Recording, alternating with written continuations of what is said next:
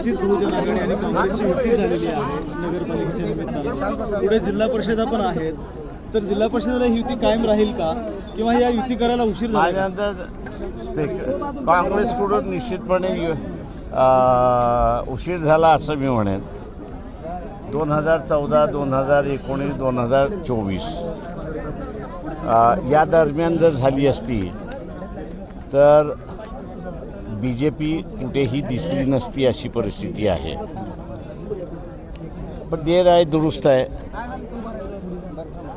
बदल आम्ही घडू अशी असणारी परिस्थिती आहे. ट्रम्प सातत्यानं जो काही टीका करण्याचा जो विषय आहे तो सातत्यानं चर्चेला जातो काँग्रेसकडनं किंवा वंचित आघाडीकडनं, मात्र भाजपचं कोणी पुढे येऊन बोलायला तयार नाही, ट्रम्पला उत्तर पण देत नाही. असं ते देऊ शकत नाही आहेत. याचं कारण ज्या दिवशी ते द्यायला सुरुवात करतील त्या दिवशी ट्रम्प आदेश काढेल की आमचा देश सोडा. हे सगळ्यात मोठं असणारं भारतीयांचं लॉस मी असं म्हणेन की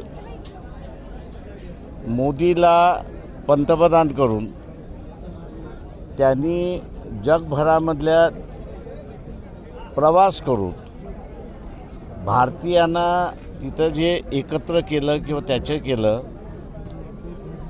त्या लोकांच्या ध्यानीमनीसुद्धा काहीच नाही आहे. पण एकत्र झाल्यामुळे तिथल्या देशातल्या लोकांच्या मनामध्ये पाल चुचुकली की एवढ्या मोठ्या प्रमाणात भारतीय आपल्या देशामध्ये आहेत, आत्तापर्यंत शांततेने राहिलेले आहेत. उद्या मोदीने ह्यांना इलेक्शनमध्ये उतरवलं तर आपलं सरकार आपल्या लोकांवरती आधारित राहणार नाही, तर जे निर्वासित म्हणून जे आहे त्या निर्वासितांचं सरकार होईल. या भीतीपोटी ट्रम्प ह्या सगळ्या गोष्टी करतोय. आणि याच्यामध्ये जे बाहेर गेलेले आहेत संघाचे 60% संबंधित आहेत. आणि आता आपण बघत असाल की हे सगळे ओव्हरसीज इंडियन सिटिझन जे आहेत ते आता मोदीच्या विरोधात बोलायला लागलेले आहेत. माझं एवढंच म्हणणं आहे भारतीय मतदाराला की भारतीय माणूस हा शांतताप्रिय आहे. तो कुठल्याही सरकारमध्ये ढवळाढवळ करत नाही. त्याच्यावरती आज जी अनिश्चिततेची परिस्थिती जी आणली ती नरेंद्र मोदींनी आणलेली आहे. त्याच्यामुळे जेवढा लवकरात लवकर आपण नरेंद्र मोदीचा बंदोबस्त करू तेवढे ती लोक शांततेने राहतील. विलासरावांची कारकीर्द आपण पाहिलेली आहे आणि भाजपकडनं मुद्दा म्हणून की काय विलासरावांच्या आठवणी पुसण्याचा जो उल्लेख आहे ते करण्यात आला, काय असे कोण कोणाच्या आठवणी पुसू शकत नाही. विलासरावांचं कार्य आहे. मी जसं औरंगजेबच्या मझारवरती चादर चढताना बोललो होतो की हा 60 वर्षे भारताचा राजा होता, ते तुम्ही इतिहास मिटवणार आहेत का?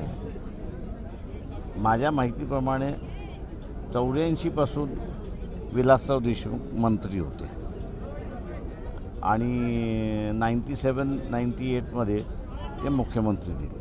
हा इतिहास तुम्ही मिटवणार आहात का? तर अजिबात मिटवू शकत नाही.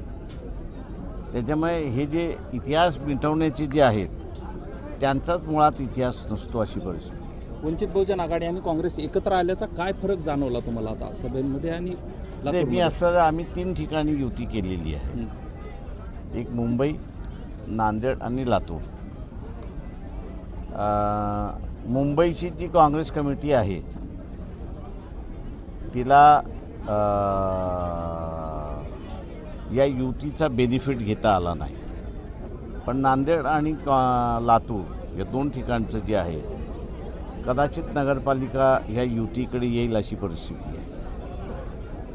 थँक्यू. चालेल, थँक्यू.